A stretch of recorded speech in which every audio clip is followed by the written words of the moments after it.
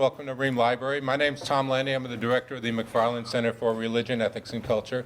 And I have the great pleasure this afternoon of being able to welcome a friend to Holy Cross, Karsonya Whitehead, or Kaye, as she's known to her friends.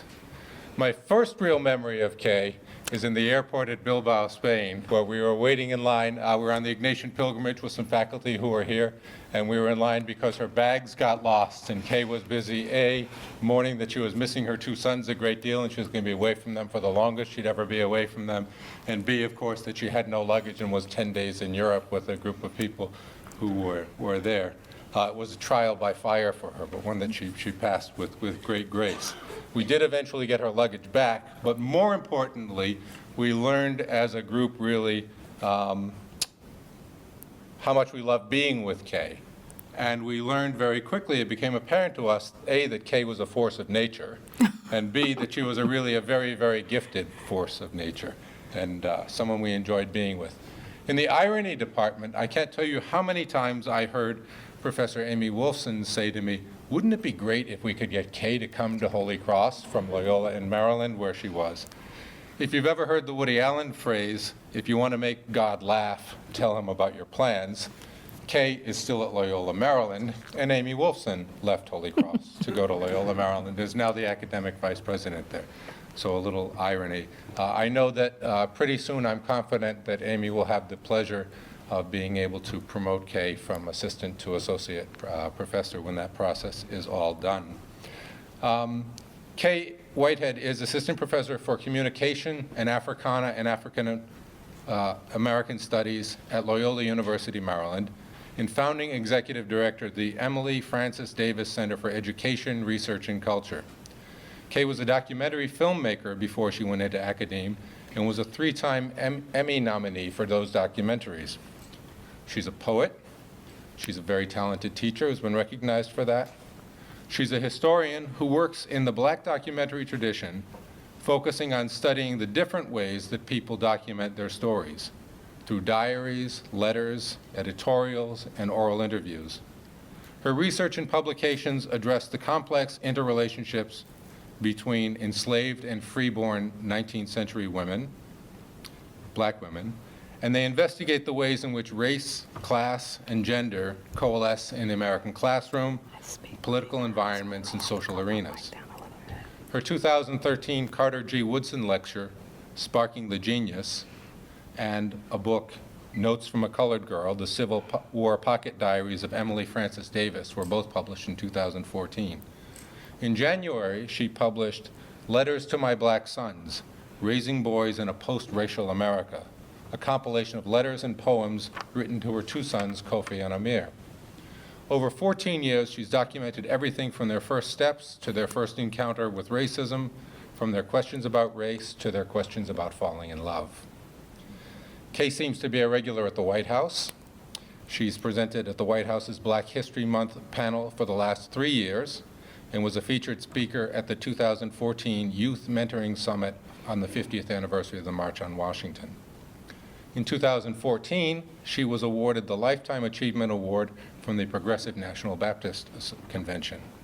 So you can see there are lots of good reasons for having invited Kaye to be with us at Holy Cross.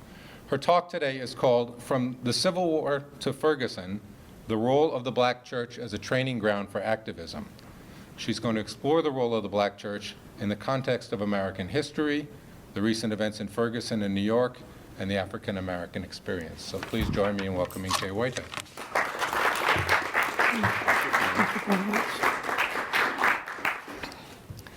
Good afternoon. Thank you so much for inviting me. It's always a pleasure for me to go places and have my friends introduce me. So thank you so much for that, Tom. It is a pleasure to be with you. I have a lot I want to talk about because this is a really big and important topic. When we talk about the role of the Black church in terms of a place of activism, it should make you think about something. You should think about the Black Lives Matter movement because that's happening now.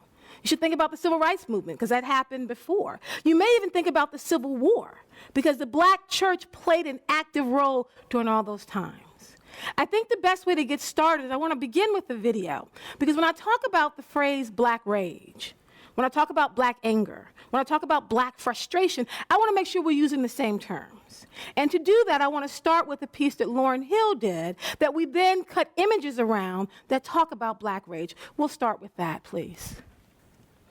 Black rage is founded on 2/3 a person, rapings and beatings and suffering that worsens. Black human packages tied up in strings.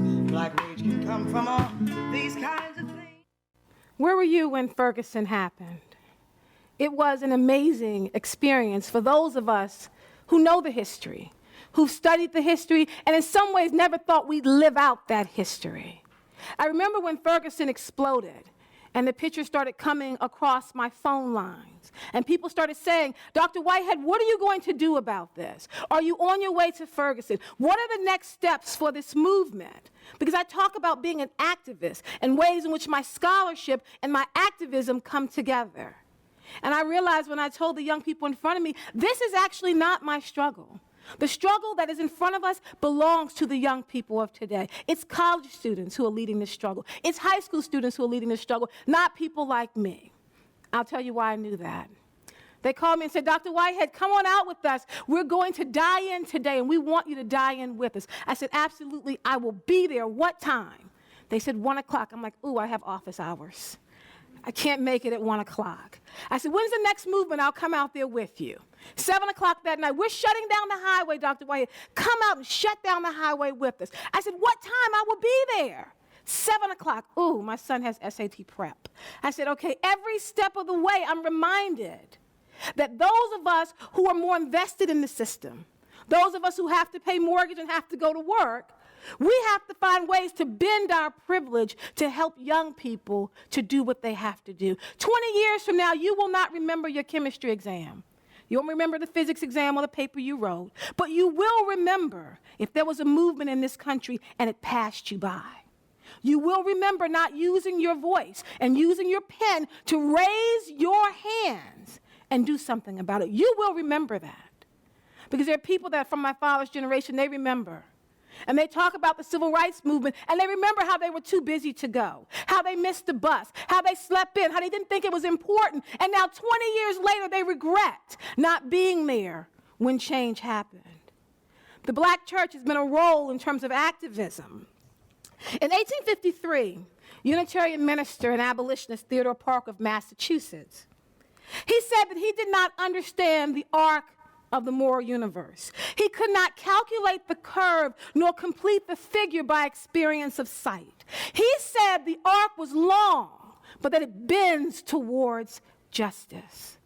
Some of you may recognize that. You may be familiar with that because 112 years later, Dr. King said it in Selma. When they were asking Dr. King, tell us, when is change going to come? What's going to happen? When will the crooked be made straight? Tell us, Dr. King, how much longer do we have to wait? He said, you will not have to wait long because everything that's made wrong will be made right. The crooked will be made straight and everything that's up high will be laid low. The moral arc of the universe is long, but it bends towards justice. I'm arguing that justice has taken a long time to get here. How much longer do we have to wait for justice?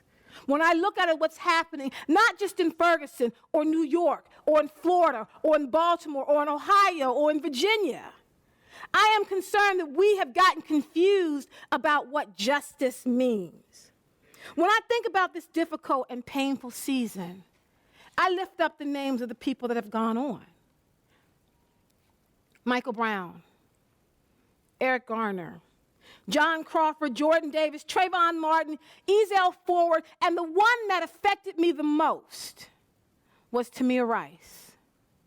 If you are not familiar, Tamir Rice was 12 years old. He was playing in the gazebo with a toy gun in an open carry state in Ohio. The police officer said he drove up, he saw a 20-year-old man. He asked the man 3 times to put the gun down. The man refused to comply, and then he shot him out of fear for his life. We believed the police officer until we saw the video. And in the video, the police officer drove up, and in 1.6 seconds, he drove up, stopped his car, pulled out his gun, and shot a 12-year-old boy. That's the one that affected me the most. Because if a 12-year-old boy looks 20, and a 12-year-old boy is frightening to you, then we've come to a place where justice is not happening. This idea of the Black Lives Matter movement has erupted across the country. And it's a racially diverse movement. Just like the civil rights movement, there are people of all different ethnicities, all different genders, all different races and religions who are standing up and saying, we need to have a change. It's speaking to bigger issues. It's about the ongoing treatment of the criminalization of the black male body. Why are we fearful of the black male body? Why are we concerned about the movement of the black male body? Why does it lead to what we saw on this screen? The first time I saw this video, it did make me weep. Because I looked at these images and compared them to images from the civil rights movement. I thought about 1963 and the Birmingham campaign when they were putting dogs on children in water hoses. I remember that when I saw this. I never thought I would see that again. When my father talks about the civil rights movement, because I'm part of the sandwich generation, I have my dad from the civil rights movement, and I have my 14-year-old son who's now sitting in for Ferguson. So I'm in the middle. And my dad is now giving my son tips on how to be an activist. What do you do when you get arrested? What are you willing to stand up for? I did not think for a 14-year-old in 2015, he would have to have tips on what to do if you're arrested at a movement. What do you do if you're marching and the cops come? What do you do if it gets too cold? What do you do when you're dying in and your feet start to freeze? These are tips from my father to my 14-year-old. The Black Lives Matter movement is at a very interesting place. And now we're looking at the role of how the black church can be more actively involved. If you remember, and you think about it, the black church has been a training ground for activists from 1661 up until now. Even during the time of American enslavement, they would meet, sometimes with the white minister on the plantation grounds, then they'd run out to the woods, and they'd meet in silence, and they would pray. And they would pray silently to themselves and to their God. They would hold hands, and they would cry, and they would think about that day when freedom would come. The black church wasn't a place. It was a feeling. It was a moment. It was an experience that they shared, that we believe in something bigger than ourselves. The God that we believe in will save us from this, even in spite of all the challenges. To think about the fact that you were enslaved from the cradle to the grave, you still believe that something better was coming. The black church was also used during Reconstruction. When they were trying to figure out how to help the newly, freely, formerly enslaved people, they went into the black church and said, let's take all the goods and all the money into the black church and meet them there because they're going to go to church. Because they were in church around the clock doing prayer vigils. Because if you think about what was happening at the end of the Civil War, you had the rise of the KKK. So even though you were free in terms of your body being free, you did not have any rights. If you have no money, you have no clothes, you have no shoes, you have no property, then in this country you are not free because you're unable to move around. At the same time they were talking about freedom, the KKK begins to grow. And so now your lives are in danger just because you want to walk and be free in this country. The scariest time when you look at the writings from that time period were black men talking about going to vote. And the excitement they had about voting and the fear that came along with that. Am I prepared to lose my life to stand up and vote, to stand up and count, to stand up and make my voice matter? It was during that time where the black church stepped in once again. Because they would meet at the black church in the morning, they would pray and figure out a game plan. We're going to go in waves. We won't go together so we don't all get arrested, but you go at 4, and I'll go at 4:05, and you go at 4:10, and then he'll go at 4:15. So every 5 minutes we're showing up just looking to exercise our right to vote, the right to vote that we have coming out of the 13th, 14th, and 15th Amendments. The black church once again stepped in at the turn of the century. When they were thinking about where do we go from here, the big idea in 1900 was talking about literacy rates. How can we get more black people into college? You saw the rise of historically black colleges. You saw the starting of black fraternities and sororities starting in 1906.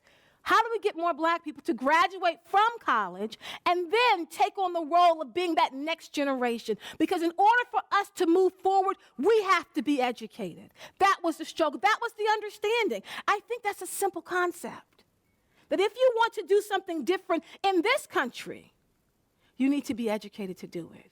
It is an enormous and marvelous privilege to be able to sit in this library and be away from your family for 4 years and pursue education. Like, it's an amazing experience. And the idea that people don't understand what it means to go to college, that people died so that black people could go to college in this country. It's an amazing privilege. I talk to young people about college and saying, you have to understand, college is a training ground, getting you ready to do something different, getting you ready to make a change, getting you ready to be the ones we have been waiting for. And young people don't hear me. I'm getting middle-aged, they don't hear me anymore. But I tell them it's important. It's that idea of Schubert's Unfinished Symphony. Like, the music of education has been playing long before you got here. And so when you show up, your job is to make it a little bit sweeter before you leave. Are you making the music a little bit sweeter in the time that you're here? So in the 1900s, they would then go to church and then look to do enrollment. Who are we going to pick and choose to go to college? We can't afford to pay for everybody. They looked at test scores. They looked at grades. They looked at the desire to want to do something different. And then they would pay that person's way to go to college. The black church, once again, was a place of activism, because getting young African Americans educated was a form of activism. We get you educated, you get your degrees, and then you move into positions of power. Whether you go on and become a lawyer or a judge or a doctor or a teacher, you move into a position where you then can enact change within the city. A powerful position to be in. We saw the black church again, and I think most importantly, during the civil rights movement. In 1963, they had been planning and strategizing about the March on Washington. And even though the Big Six plus one, Dorothy Eihide, would go to the White House and meet with John F. Kennedy, they would be at the White House in the morning, but at the black church in the evening. How are we going to get everyone to come out to march? What is amazing about that time period and the strength of the black church, they did not have Twitter. They didn't have Facebook. When they organized by calling people up and going door to door saying, we're going to march on Washington. Do you want to join us? Do you want to be there? And so what they connected with was black churches all around the country. Can you afford to pay for a bus to send people down to the March on Washington? That's when they really saw the strength of the black church. Because it was in the black church before the march when they talked about ground rules. We want to go down there. We don't want violence. We know you're angry. We know you're frustrated. This is not the place to show it. We have to show the world that we can come together united and stand up for what we believe in and then march away. It was that idea that King had when he said, you have to learn how to fight another day. You have to realize when the struggle is going to end at this place, and then you have to move on somewhere else. King had been actively involved in the black church. You know King's history. I call him one of the Big Six, like during Black History Month. Like 6 people you find out about, King is one of them. So I don't have to remind you of King's background coming through the black church, from his father and his father-in-law, and the fact he was finishing up his degree in theology when they called him down to Birmingham. It was the black church that called him down to Birmingham. They said, we have this movement we want to have. We need someone to be in front of the movement. They wanted a pastor. A young pastor in training. They didn't just arbitrarily pick an African-American male. They wanted someone that had grown up in the church, someone who knew the church, knew the language of the church to get people motivated. That is why they chose him. His background. He was very charismatic, but there were a lot of charismatic leaders at that time. But he was uniquely situated to come into the church and lead that movement.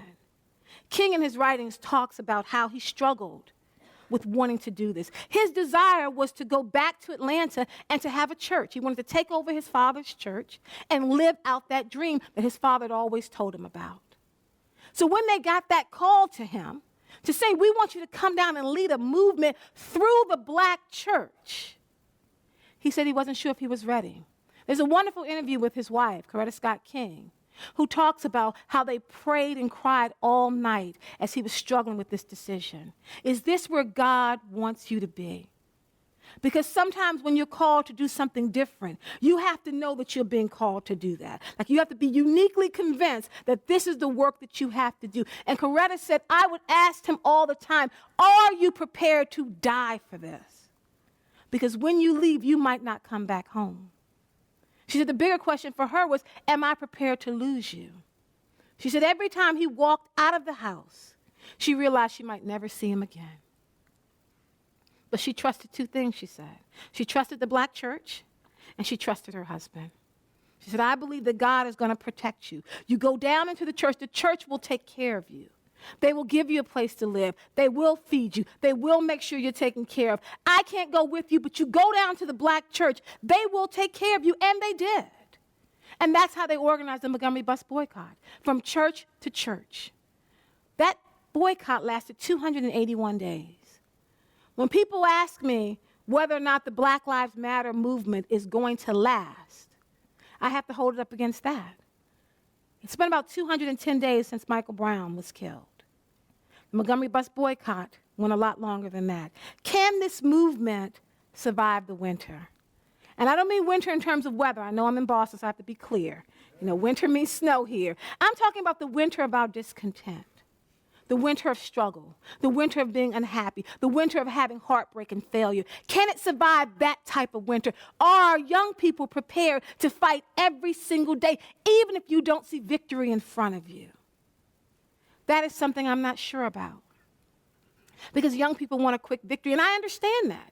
You want things to go very fast. I remind them that when they think about the strength of the black church and how long it takes to bring about change, to think about American enslavement. That was 242 years of praying, of waiting, of being patient, of learning how to give way and stay small, of trying to keep your family together, of trying to stay alive. 242 years, that's a long time to be in the winter. And then when it ended, I said, think about Jim Crow. 77 years before the back of Jim Crow was broken with Brown v. Board. That's a long time of going in the back door, of getting on the back of the bus, of getting your food out the alley, of drinking from the colored-only fountain, of being made to feel that you're nothing. Or as my father would say, he's from South Carolina, that he would walk down the street. If a white person would get on the sidewalk, you would have to get off and wait for them to walk all the way down the sidewalk before you got back on. African-American males were not allowed to laugh in public in Lexington, South Carolina. If you saw something funny, you had to go and stick your head in the barrel. They had barrels set up along the street because white men did not want to see young black men laughing. 77 years of Jim Crow. That's a long time of waiting, of praying, of hoping, of learning how to give way and stay small until the back of Jim Crow was broken. And it didn't end there. I mean, 1954 isn't the end of our story. Then you had another 50 years of struggle. The Montgomery Bus Boycott and the days it took for that. Project C in Birmingham, being arrested over and over and over again. And then getting to this point. 1963, they asked Dr. King, they said, when do you think we'll ever see a black president in this country? And Dr. King said, I'm a man who believes in optimism. I believe in change. He said, you give America 100 years, and then we can have this conversation again. Because I don't think this country will be ready for 100 years to have a black president. Did it take 100 years? No. By the time we got to the 50th anniversary of King making that statement, we were into the second administration of Obama. That's how quickly things change. Now, there are some, like my father, who's a pastor, who believes that they prayed Obama in. I don't have a problem with that. When Obama was being elected, I called my dad. He was laying on the ground, prostrate on the ground. He's like, I'm laying here, I'm praying him in. It was him, it was my mother and my grandmother. And I'm like, you know what, folks, there might be a better way we can do this. But in their idea, in order to get Obama into the White House, their prayers were important as their vote. Because out of the black church, your prayers are just as important as voting with your feet. That you just can't vote all day long if God doesn't hear you. So I remember calling my Nana, and I voted with her. And she's someone that went into the voting booth and yells out, who are you voting for? I'm like, Nana, it's really private. Like, you know, you're not supposed to be yelling out. But for her, it was an amazing experience. Like, she only made one vote that day. She said, I just looked for Obama's name. That's the only vote I cast. That's it. She said, I didn't vote for anybody else. I didn't know any of those other people. I just voted for him, and I went home and laid down to just pray. But for the people that came through Jim Crow, the people who grew up in places where they had no vote, they had no voice, they didn't have personhood or agency, people who remember what it's like to be spit on and called the N-word every single day of your life, to walk past white schools to get to your black school, for those people, their prayers are important as their vote, because they voted before and nothing ever happened. So for them and the black church that got people out to vote, the black church organized people going out to vote for Obama. That's where we had rallies, inside the black church. It wasn't just about rallying for the civil rights movement. It was rallying to get Obama in office. The black church, every step of the way, has been a place you go to for solace and for protection. It's a place you run to when you're thinking about making change. It's also interesting, not the place that young people are using today. That is fascinating to us as researchers, because we look at the history of the black church, knowing the power and the strength of the black church. When the Black Lives Matter movement started, it started in the black church. When they were first talking about the response to Michael Brown, they were in the church in Ferguson. That's how we got the information. They were in the church, they sent it up through Twitter and said, can you go out the same time that we're going out? But then the movement began to spread like wildfire. And young people were no longer meeting in the black church. They're in community centers, public spaces. They're on Twitter. They're on Facebook. They're using social media to organize and to stand up and make their vote count. I think that is fascinating, because it's changing the way that we struggle. It's changing the way that we understand what struggle means. It's changing the way in which we have to respond. One thing that hasn't changed is the response to struggle and change. Taking a look at those pictures, there might have been some that struck you. A few that struck me was a picture of the dogs out towards the people. Because I know with Project C, Bull Connor made this decision to put the dogs on the children. If you remember, that's the first time that they let young people be on the front lines. That was in Birmingham. That's when King did that wonderful letter from the Birmingham Community Center, right?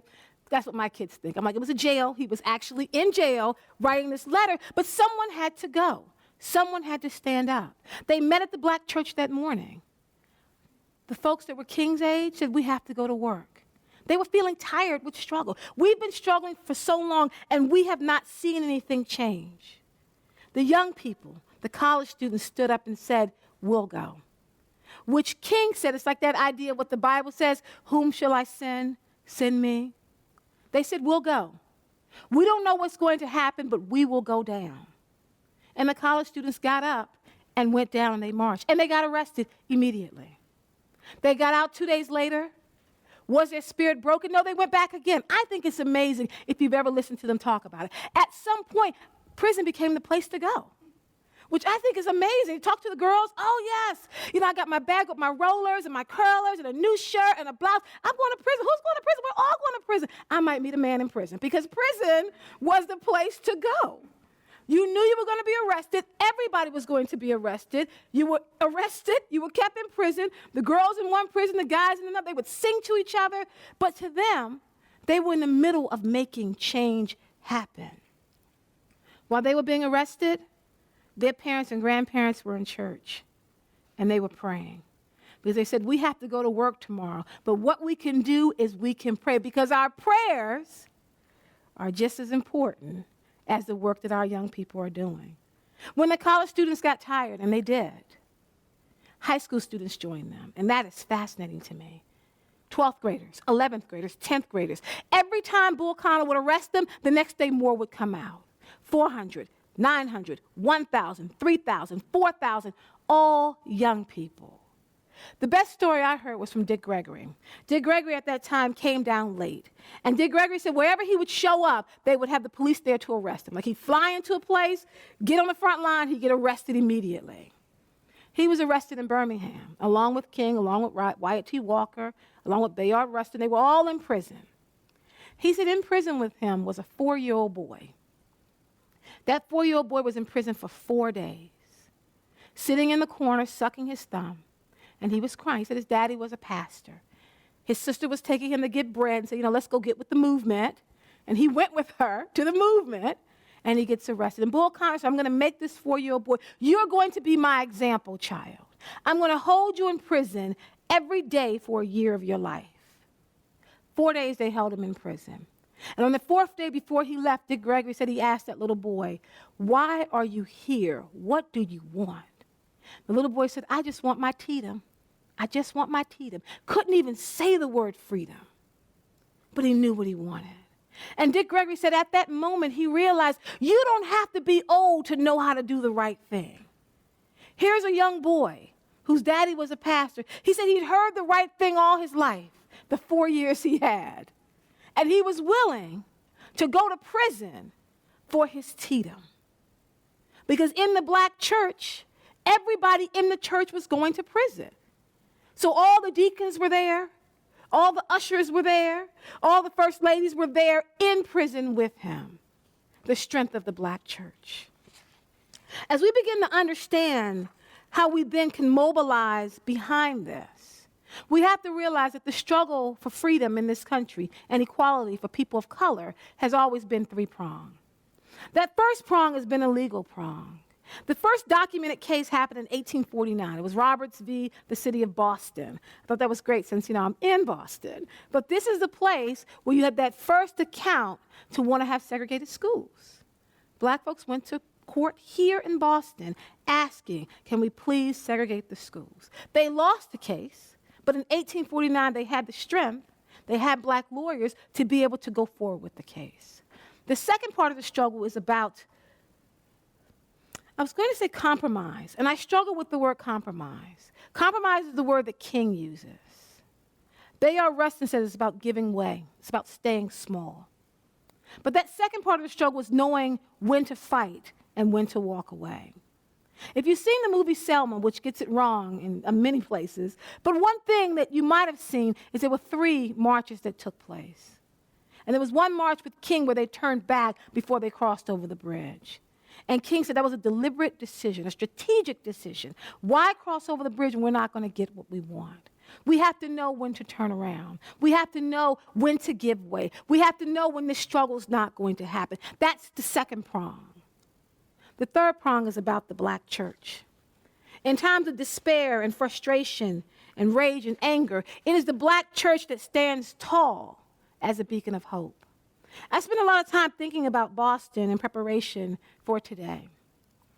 Because if I'm coming to a city, I want to make sure it's an activist type of city, so I can talk about activism in a good place. Well, in Boston, it was here on December 31st, 1862, at the Tremont Church, where they read the Emancipation Proclamation when it came across. Frederick Douglass was there. You had William Wells Brown there. I mean, here's a church where they read for the first time the Emancipation Proclamation in Boston, right here. But this idea that they were in church waiting to hear if Lincoln was going to sign this document. Frederick Douglass told people around the country, everywhere he traveled, he said, on that night, we need every black person that can and every white person who cares to get to a church. We need you to be in church, and we have to pray this document through. He said, I want you in church starting at 11 p.m. That's the idea of Watchtower Night. That's what we do. You start praying at 11 p.m., and they prayed all the way through until that news came across the wire. They did not stop praying, according to Frederick Douglass, until they got the news. And when they received the news that Lincoln had signed that document, he said it was like a voice that was released. That black folks were singing, and you can hear them singing as far as Virginia and as far up as Boston. And they were all within the black church. Because that's where Douglass said, if we want change to happen, we need to be in church to make sure that it happens. With some of the lessons that we want to learn about this, I think about how do we take this information from Black Lives Matter and the Civil Rights Movement and the black church. What are the big lessons that we need to learn? There are 4 things I think that are important. The first thing is this idea around faith. Dr. King said you need to be able to make the second step even if you don't see the whole stairway. That faith is that notion that if you're doing what you're supposed to do, if you're doing what we call the right thing, then there'll be something to catch you on the other side. The way I see it is that faith is when you come to the end of all that you know and you prepare to step out in the darkness. Faith is knowing there'll be something strong for you to stand on, or you'll be taught how to fly. Faith is what they get to in the black church. Faith is when you ask African Americans, how have we come this far? They will say it's faith that carried us this far. This faith in the system. The civil rights movement was not about changing the laws. It was just asking people to actively apply the law. The law was already in place. It was, we're going to meet violence and hatred with love and patience. That's not the same thing as happening today, though. What's interesting is that when I talk to young people around the country, they're not prepared to meet violence and hatred with love and patience anymore. Their argument is that we tried that and it didn't work. We tried love. We tried patience. We tried waiting. We tried being arrested. We tried being kicked. We tried being beaten, and it didn't work because it's 2015 and we're back to the same place. What I try to push them towards is this idea of faith. That you have to believe that change is going to come. And they challenged me on that. Well, Dr. Whitehead, what does change look like? I don't know. I have no idea what change looks like. I just know that if violence meets violence, change is never going to happen. If hatred meets hatred, change is never going to happen. Because in the end, if everyone's gone, if everyone is sacrificed, if everyone is killed, then change will never happen.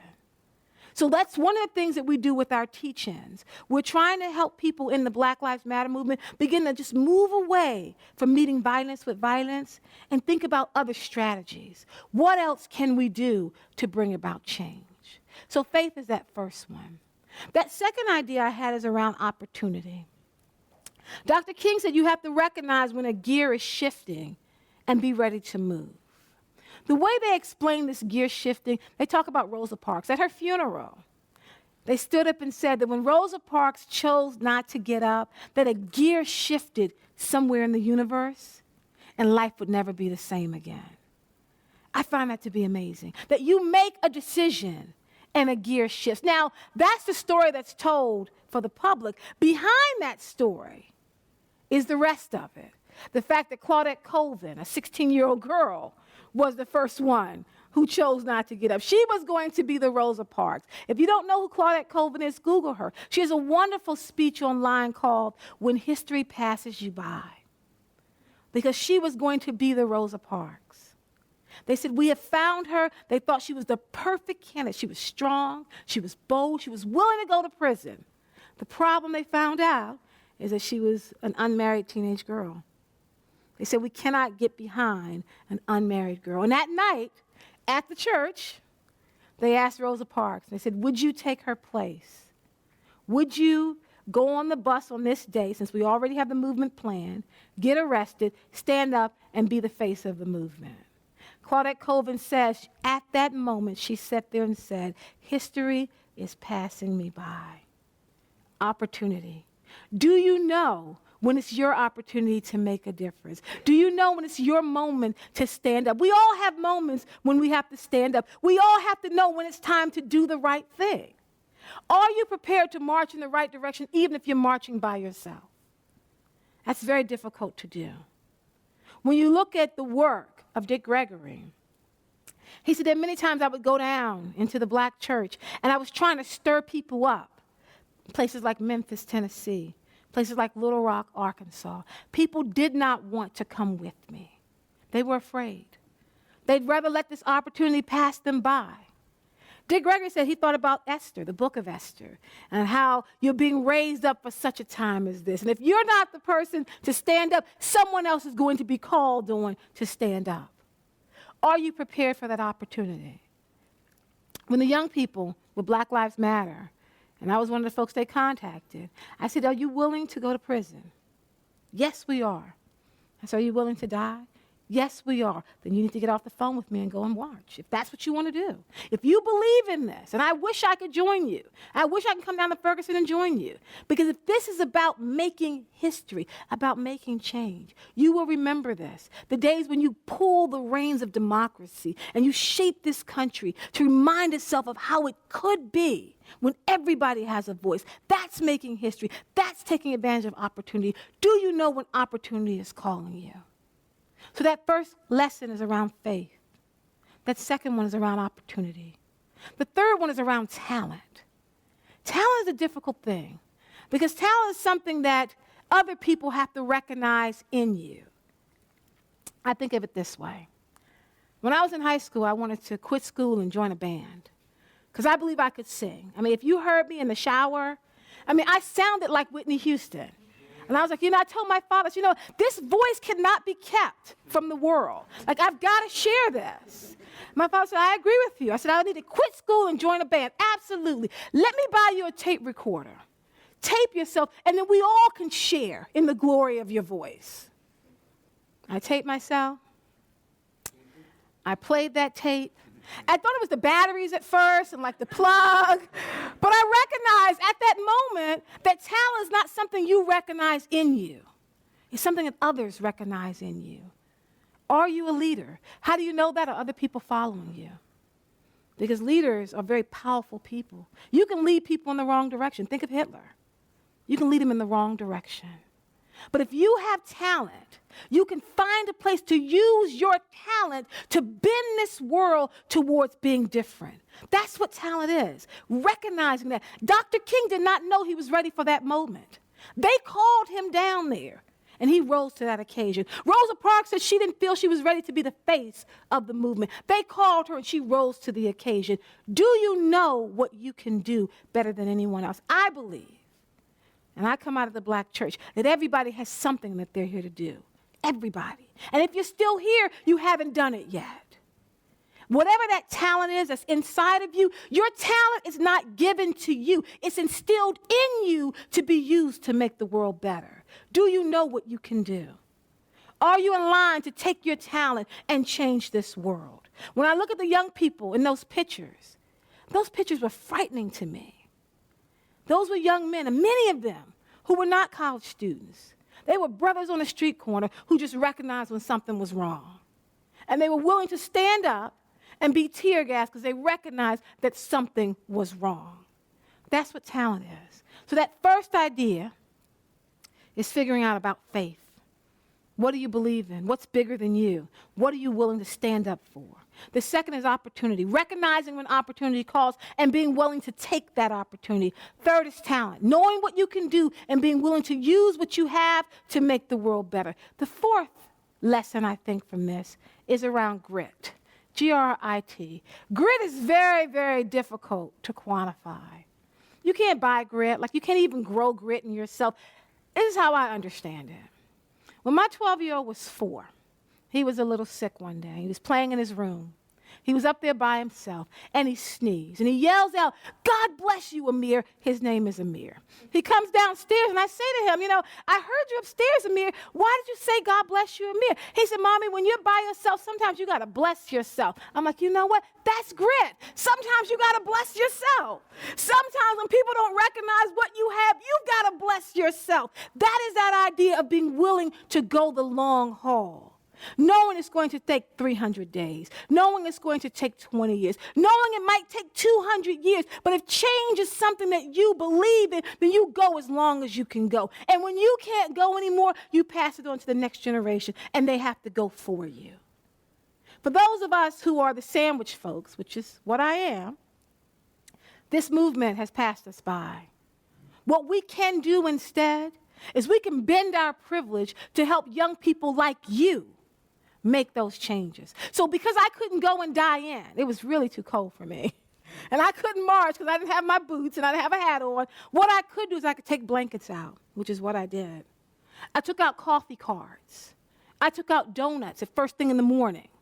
That's how I bent my privilege. That's how I could help. I did op-eds talking about black lives. I organized teach-ins to talk about the history. I used what I had at that moment to make a difference.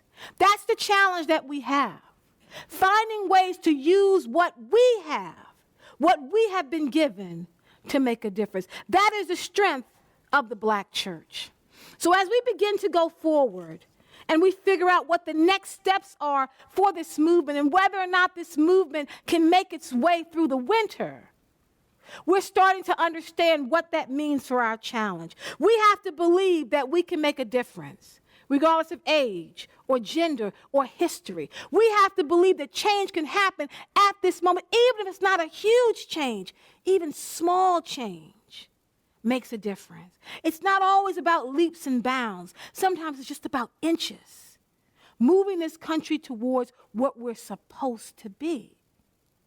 When you read our documents, and I hope you go back and you read the Declaration of Independence and Constitution, I read those things. And I say, that's the nation I want to live in. Like, I want to live in a place where people are all equal and their voice. I want to live there. Wherever this country is, that's where I want to live. I want to live in a place where people are not judged by the color of their skin, but the content of their character. That's where I want to live. But King said in order to live there, we have to start here to get us there. To get to that wonderful place where there's equality and freedom and social justice, we've got to do the hard work at this moment. My father once told me that the revolution was trapped in the clouds. When I was asking him, why hasn't revolution come? He said, the revolution is trapped in the clouds, and we need to go to church, and we need to pray for rain. When my youngest son heard this, my 14-year-old, he said, Mommy, but don't you have to prepare for the rain? That while Daddy's praying for the rain and Granddaddy's praying for the rain, why can't we be out planting food? Like, can't we plant so when the rain comes and the plants are there, the two things come together and we can grow? This idea of recognizing that change takes place every step of the way. I believe, like my son, that we should do it all. That we pray and we plant. We march and we sing. We die in and we pray in. And we find ways to bend our privilege to be the change we need to see in the world. Thank you so much.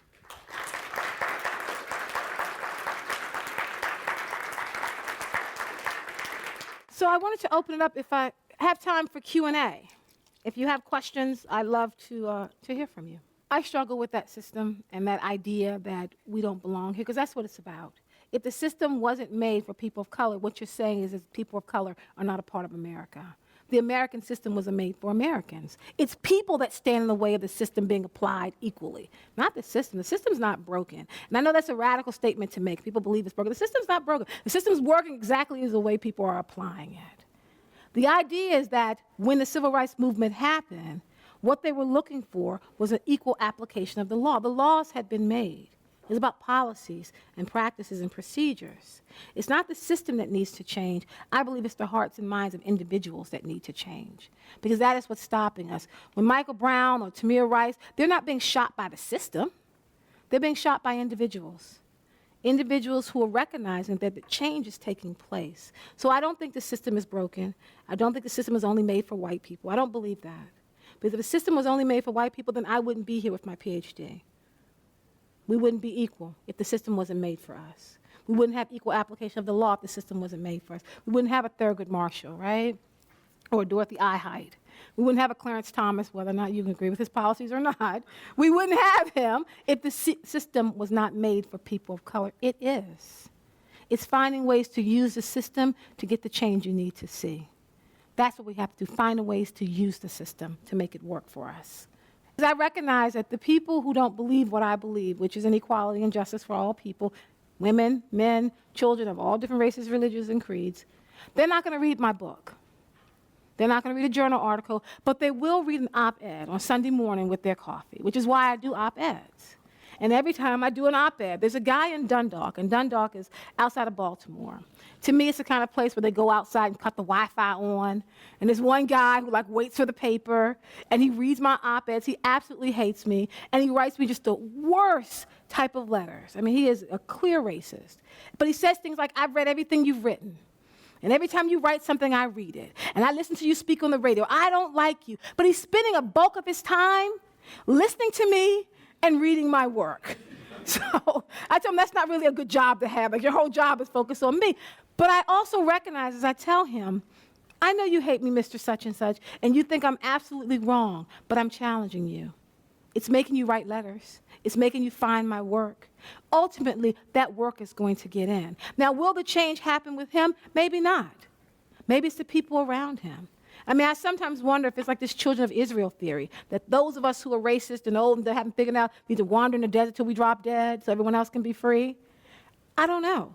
I do know that this generation, your generation, You're a lot more enlightened around race than my father's generation.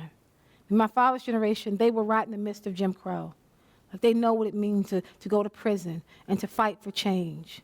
I know about it secondhand because he told me about it. My children are very far removed from that. And when I talk about race, they say, I can't believe you're still talking about race, Mommy. Because they have interracial friends and interracial environments. Like it's not the same issue. I wonder if in the next 10 years, this idea of race isn't even going to be an issue anymore. I wonder what's going to happen when your generation, when you graduate, and when you can really enact policy and change. If you look at the things we struggled with and you wonder why we struggled with it, that if you can move us along, that's what I think is going to happen. I mean, by 2040, whites are going to be in the minority. The new majority is going to be brown people. So when that happens, the world's going to change in a lot of different ways. My hope is that the young people sitting here today and young people all around this country who are saying we're not going to have the system treat us this way, we're going to stand up and make our voices count, they're going to recognize race is really not the big issue. I'm waiting for you to tackle the class issue. Like that to me is the bigger issue. So that's what I do. I continue to teach, I continue to write, and every time I have an opportunity, I tell people what I believe the truth is, based upon the research, based upon our history. And I challenge you to do the same. During the civil rights movement, it was King from the church and Walker from the church, Rosa Parks from the church. Bayard Rustin wasn't from the church, which is one of the reasons why he's been erased so much in history. But during Black Lives Matter, those were not deacons from the church. I mean, a bulk of the guys in those pictures, as I said, were brothers from the hood who just recognize that this is wrong and we have got to do something. I don't think leadership anymore is starting in the black church. I think leadership is starting on the street corner. It's starting on Twitter. It's starting on Facebook. Leadership is started by anybody who believes that they can make a difference, they can get people organized and rally, and that's what they're doing. But the other part of that, I think, particularly with someone like you who's educated and in pursuit of education and literacy, they also need you, right? Because the brothers on the street, they're marching and they're being arrested and they're doing rallies. They need someone to write policy, though. They need someone to go to Annapolis, for example, in Maryland, to talk to the politicians about changing the laws. That's what needs to happen. That's that two-pronged struggle. It's not just enough to march. Someone's got to write policy. Someone's got to go to Annapolis and speak to the politicians. Someone's got to look at the law and say, this is the wrong application of this law. So they need both sides of it. I mean, what the brothers in the streets need are people like you to come and join them. But the college students I know, at the same time, we want you to finish school, right? So if I say, you know what, brother, you should go to Ferguson and like join the movement, and then you don't graduate, well, that doesn't help us either. So what are the ways that we can do both? Because the black church is not the place we're organizing anymore. It's at the community centers now. It's on college campuses now. It's at Starbucks now. It's wherever people can get together and they have access to Wi-Fi. That's where they're doing the organizing. But they need other voices. And it's about leadership. We have gone past the day of having one leader. I don't think, and I could be wrong, I don't think we're ever going to have another Dr. King. Not because he was so dynamic and charismatic, which he was, but that day of having one leader is gone. Because we realize when one leader dies, then a part of the movement dies with that one leader. Black Lives Matter, you can't name one leader. They're leaders based upon the cities, because they're all dealing with change within their own communities. The issues we're struggling with in Baltimore are different than the issues here in Boston. So it's not one agenda. Like, it's not just the back of Jim Crow. It's about the ways in which we apply the law in Baltimore differently than, say, Virginia. And that's what I think is fascinating. I think a game changer, too, is Marty Johnson. I'm not sure if people are familiar with him. Marty Johnson, the African-American third-year student at UVA who was arrested on St. Patrick's Day, knocked him to the ground, the whole thing. I think he's going to be a game changer. When you talk about leadership, I mean, he's double majoring in Latin and media, on the Honors Council, 3.0 and above student, can speak intelligently about the problems with the system. That's the kind of people they need. Marty Johnson, now it's happened to him, he's even more committed to the movement. Prior to that, they said Marty did not leave class for Black Lives Matter. I mean, he believed in it, but he was getting his work done. I think when it happens to you, then we recognize we need Marty Johnsons as well as we need the brothers who had the mask on their face because of the tear gas used in Ferguson. I also know that places like Ferguson, those are powder kegs. I mean, Ferguson's been waiting to explode for a long time. If you look at the policies in Ferguson, the ways in which the police treat the community, these are old things that have been happening. I think when you add in Obama's election twice, but you add in the power of social media, which I think really changed things. Because before, someone could get shot, and you would hear about it on the news, and it would concern you. Even if we had Facebook, but with Twitter, it becomes a part of our national consciousness, right? So that we're all saying to Eric Garner, I can't breathe, because we're all watching the video. So something that happened to this one guy in New York becomes a struggle in Tibet, right? The one guy in Ferguson becomes an issue in Sudan because of social media. So I think it's a combination of both. People are beginning to see that all of these struggles are connected.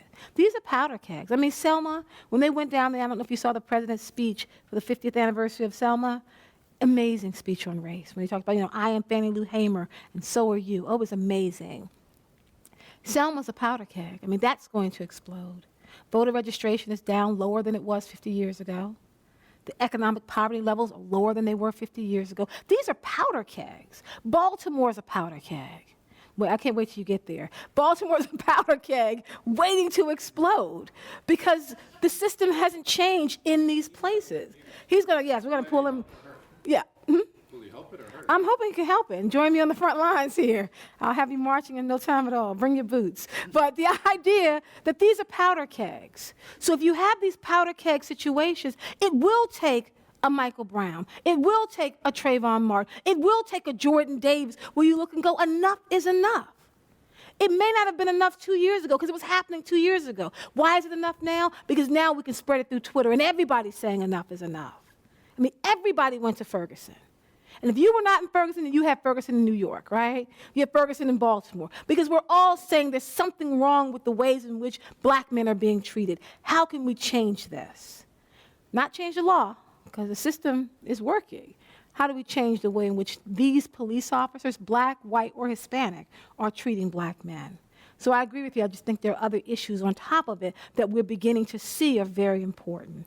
One, during the time of Jim Crow, the black church was really the only place you could go. I mean, you didn't have open public spaces, places where you were safe. Like, you didn't have Starbucks. I always use Starbucks and pick on Starbucks. But you didn't have Starbucks. So if you wanted to go and spend the evening in the safety and comfort of your friends, if you were not at home, you were in the black church. It was a place where you went to. It was that meeting ground. I grew up in the black church. As I said, I'm a pastor's daughter. We were at church from the time the church opened on Sunday all the way through till it closed at night. Our friends would meet us at church. We'd have dinner at church. It was an organizing ground. My sons spend a quarter of the time in church that I do because now they have play dates, right? And now, we're going to get Cold Stone Creamery, and now we're going to Starbucks. Like, there are 1,000 places we can go and be safe and have community where the black church is no longer that only place to go. Also, young people, from what I've been reading, are questioning this idea of faith. How much will prayer help you? Why is it important? Why do you only believe this? Killing in the name of religion. Like, it's another whole level of struggle around religion in this country. So that's why I think the black church, because it's not the only place you can go. You don't even have to leave the home to have community anymore, right? I mean, what's the first thing you do when you get up in the morning? Probably, if you're like every other young person in the world, you probably check your phone. And if you don't have your phone with you, you probably are not very comfortable. Right? I mean, because that's ambient intimacy, right? So, I mean, you might be me. I mean, I will drive home, and I can track it. I'm like, I'll go 4 blocks. I'll go 8 blocks. I mean, there's a day I went like 10 blocks out, and I went all the way back home because I didn't have my phone. If the world's going to blow up, I want to know because my phone will tell me and keep me safe, right? So you don't even have to leave home for that. We can just organize on Twitter. We don't have to go to the black church. I can just say, meet me here. You spread the word, and we'll meet there. I can go on my Facebook page and say, meet me here, and people will come and meet you there. So the black church in so many ways has been moved from being that center because now we have so many other places we can meet, even if we don't want to leave home. That's what I think is happening. One thing can't happen without the other. Like, we can't stop the way police are treating unarmed black individuals until we deal with black crime. I think they're not the same issue. They're two separate issues. Around the issue of how police officers are treating people in the community, they are held to a higher standard because their job, it says there for them, they're there to defend and to protect. So some of the things that we want to happen, we want police officers who work in poverty-stricken neighborhoods to go into the communities and get to know the environment. We want them to have training around race, around stereotypes and values, to begin to see people as individuals and not just as animals. We want to have laws in place so that when police officers shoot someone, they no longer have 2 weeks to wait before they have to give their statement. They shoot someone, your statement has to be given immediately. We want a review board in place, made of not just police officers, but of community members. We want the community members to work in concert with the police officers because they are held to a higher standard. Now, when it comes to black-on-black crime, which is separate from the ways in which the police treat us, that is another issue that we're dealing with. It's a huge issue. Is it around poverty? Is it around dangers, around threats? Is it around having people in these kind of separated neighborhoods? We don't know. We do know that black-on-black crime is a serious issue. And it's one that, as a black mother, I struggle with. Because my son has 2 battles going on, right? One is the battle when police officers stop you. The second is the battle when a fight breaks out on the playground. In both of those situations, it's danger. Because black males between the ages of 14 and 21 have a 1 in 3 chance of being killed either by black-on-black violence or police brutality. So these are 2 separate issues that are equally as important. What we have decided, and I say we, I'm not speaking for every single person who's working on this in the world, but the organizations I work with is we're working on them together. There's one committee working on black-on-black crime, trying to figure that out. We have a committee working on the literacy rates, and we have a committee working with the police officers to figure out how we can do things differently in the community. Ferguson happened with Mike Brown, and that's all we were talking about, and it exploded. It died down. Then Eric Garner happened. Then it flared back up. It died down, then Tamir Rice happened. It died down, then unfortunately, there's been this, it died down, now Marty Johnson. But media changes very quickly. I teach in communication, and I was talking to my students about how on the anniversary of the assassination of Trayvon Martin by George Zimmerman, people weren't talking about that. They were talking about what color is the dress. That was a dominating conversation. We're sitting in my class, I'm trying to talk about Trayvon, and I have, basketball players going, Dr. Whitehead, what color is the dress? I'm like, are you serious? Like, are you really want me to take time from instruction and talk about the dress? Why? Because that was social media. And on social media, that's what we're talking about. Who's breaking social media? Who's sending out nude pictures? Who's dating whom? Like, it's like People magazine, except it's in your pocket, right? So that's what I mean about being able to survive the winter. Even the winter of people not being interested.